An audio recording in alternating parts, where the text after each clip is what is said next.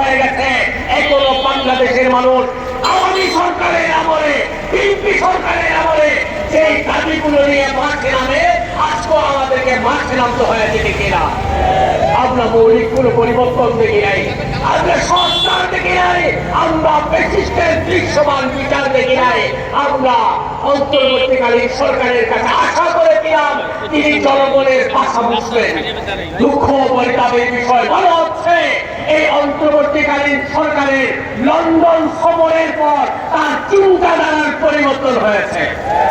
এই জন্য আমরা অন্তর্বর্তীকালীন সরকারকে আবেদন জানাবো, আওয়ামী লীগ দলীয় প্রশাসন একেবারে তত্ত্বগঠন দলীয়করণ করার পরও এই আওয়ামী লীগ বাংলাদেশে থাকতে পারে নাই।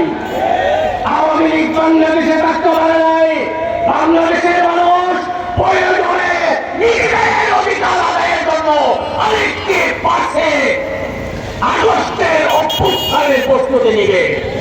আমাদের নেতা সামনে আছেন, যিনি 5 আগস্ট যে অভ্যুত্থানের নেতৃত্ব দিয়েছেন জনগণের অধিকারের জন্য, দেশের জন্য, দেশের মানুষের জন্য। ইসলামী আন্দোলন রাজনীতি করে দেখি না, শুধু ক্ষমতার জন্য ইসলামী আন্দোলন রাজনীতি করে না। এই ইসলামী আন্দোলনের পতাকা সমবেত হয়ে আগামী ত্রয়োদশ নির্বাচনের যুদ্ধে আমাদের কঠিন প্রস্তুতি নিতে হবে দেখি না।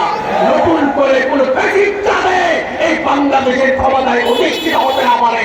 সবাইকে ঐক্যবদ্ধ হওয়ার, উদাত্ত হওয়ার জানিয়ে আমার বক্তব্য শেষ করছি। وآخر دعوانا الحمد لله رب العالمين। السلام عليكم ورحمة الله وبركاته। ঢাকা 5 আসনের ইসলামী আন্দোলন বাংলাদেশের উদ্যোগে আয়োজিত আজকের এই গণসমাবেশের মহতরম সভাপতি প্রধান অতিথির বক্তব্য দিবেন আমাদের প্রান্তীয় রাহবার, জুলাই বিপ্লবের অন্যতম রাহবার শাইখে চরমাই, উপস্থিত নেতৃবৃন্দ, সমবেত ভাই ও বন্ধুগণ।